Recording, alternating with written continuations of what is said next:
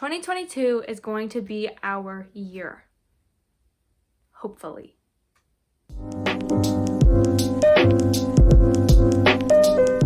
Hey, what's up you guys? It's Avery from A Very Avid Reader and welcome back to my channel. For those of you who have never been here before, welcome. What's up? I hope you are all enjoying the holiday season and being with your family if you're able to. In today's video, I'm going to be talking about my anticipated releases for 2022. Now, I have a few books that are coming out in this upcoming year that I'm very excited for, and maybe you've heard of a few of them, maybe you haven't, so you can put them on your list as well if you haven't. I have 5 that I'm going to talk about. Let's get started. So the book I'm probably most excited for is Chain of Thorns by Cassandra Clare. This is the 3rd and final book in the Last Hours series, and I've loved Chain of Gold and Chain of Iron so much, and I'm so ready for this 3rd one.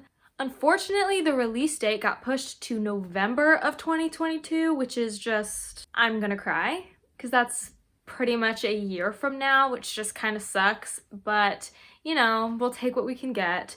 They've been coming out in March. The first one was March 2020, then March 2021. But I think it's because of COVID that they had to push it.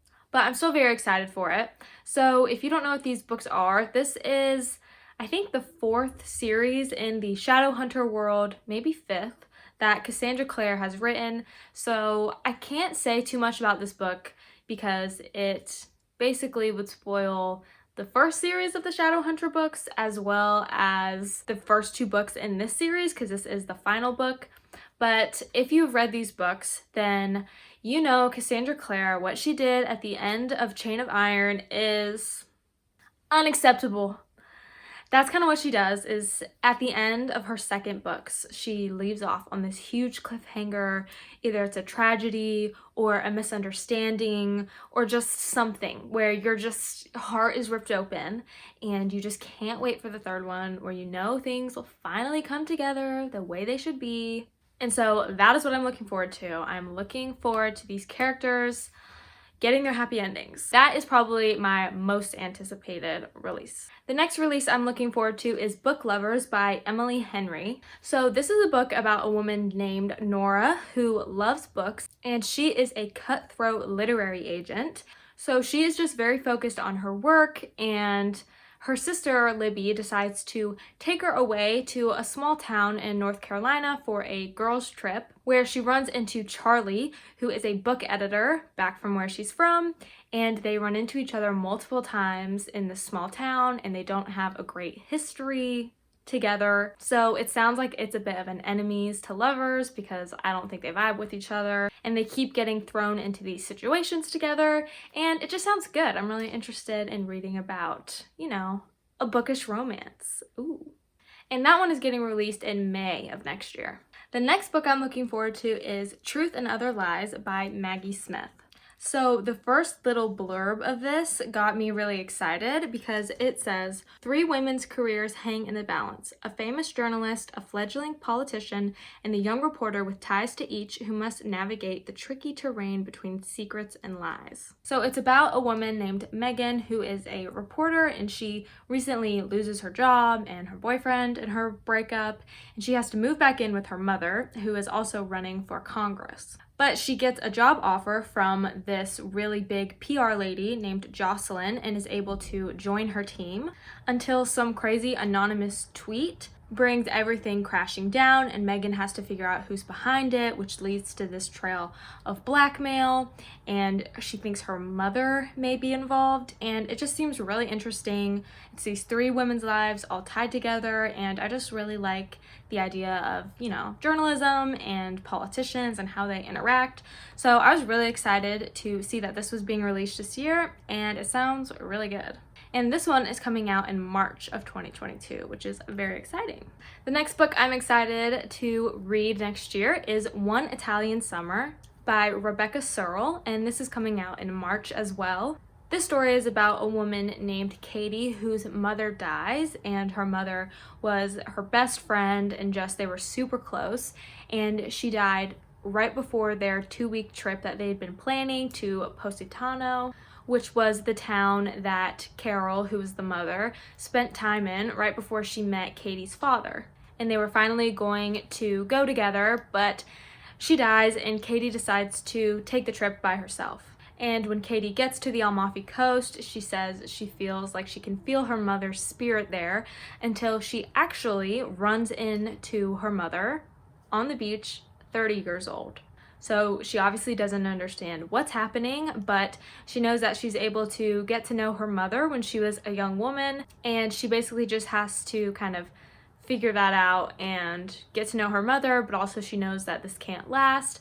And there's not really much else about, what the conflict is. I'm not sure if there's going to be a big conflict in this book. It sounds like it might be very character driven and very relationship driven, but it still sounds like a really cool concept. I feel like everyone would love to meet their parents when they were their age and interact with them like peers.